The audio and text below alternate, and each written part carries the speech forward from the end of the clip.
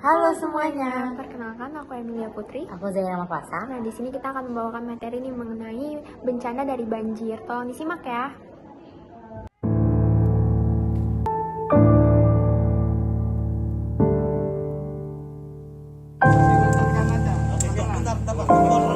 Sementara itu sejumlah wilayah di DKI Jakarta terendam banjir dampak hujan deras yang mengguyur wilayah ibu kota sejak Kamis dini hari. Hingga Kamis siang banjir setinggi 50 cm masih merendam ruas Jalan Ledjen Suprapto di kawasan Cempaka Putih, Jakarta Pusat. Tidak hanya menghambat arus lalu lintas, tingginya banjir juga membuat sejumlah karyawan yang berkantor di lokasi terdampak banjir terpaksa harus menggunakan perahu rakitan. Akibat curah hujan tinggi sejak Minggu malam, sejumlah wilayah di Jakarta dan sekitarnya terendam banjir. Menurut warga, banjir di area tersebut juga disebabkan oleh kondisi jalan yang rendah, ditambah buruknya aliran drainase.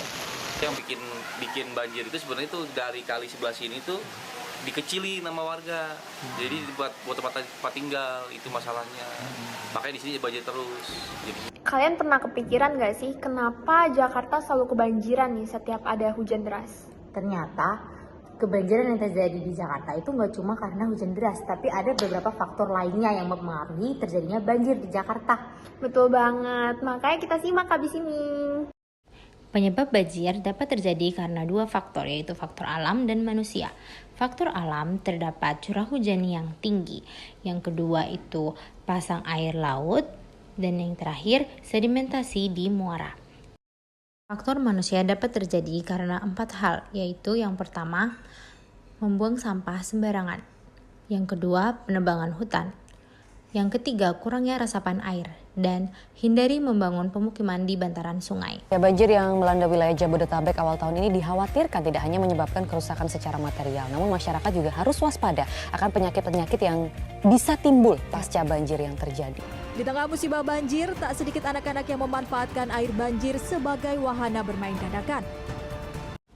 Banjir juga membawa berbagai sampah hingga bangkai binatang yang nantinya berisiko untuk menyebarkan penyakit kepada manusia.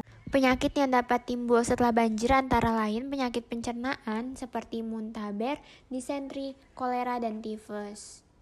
Berikutnya, penyakit demam berdarah. Penyakit ini umumnya terjadi akibat banyaknya genangan air yang menjadi tempat berkembang biaknya nyamuk Aedes aegypti sebagai nyamuk penyebab dari demam berdarah. Selanjutnya yaitu infeksi saluran pernapasan akut atau sering dikenal dengan ISPA. Terakhir yaitu penyakit leptospirosis, penyakit yang ditularkan oleh bakteri leptospira melalui kotoran dan air seni tikus yang terbawa oleh air.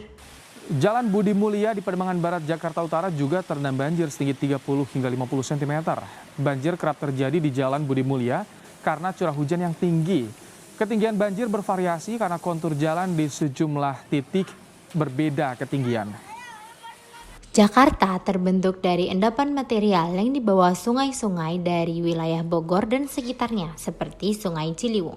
Material dari Gunung Salak, Gunung Gede, dan Pangrango mengendap selama bertahun-tahun, membentuk daratan yang kini kita kenal sebagai Jakarta. Uniknya, sungai-sungai tersebut tetap mengalir menerobos daratan yang diciptakannya sendiri, sehingga sampai sekarang Jakarta dialiri banyak sungai. Pada musim kemarau, sungai-sungai ini sering kering dan berbau. Namun pada saat musim hujan, volume air yang sangat besar membuat daerah tepian sungai rentan banjir. Lalu apa yang harus kita lakukan saat banjir datang? Yang pertama, matikan saluran listrik dan gas. Evakuasi diri keluar rumah. Hindari arus kencang. Dan yang terakhir, waspada selalu pada hewan berbahaya. Partisipasi kita sebagai warga Jakarta dapat meningkatkan ketangguhan kita menghadapi banjir dengan tidak mendirikan bangunan di dekat bantaran sungai, membuang sampah pada tempatnya dan ikut membersihkan sungai, menanam pohon sebagai resapan air, pantau informasi terkini tentang cuaca dan ketinggian air, selalu menyiapkan kotak P3K, dan menyimpan dokumen penting di tempat tinggi. Nah, itu dia penjelasan singkat dari kami mengenai mitigasi bencana banjir di Jakarta. Semoga setelah kalian menonton video ini, kalian akan lebih peduli terhadap lingkungan di sekitar kalian. Terima kasih semuanya, sampai jumpa lagi.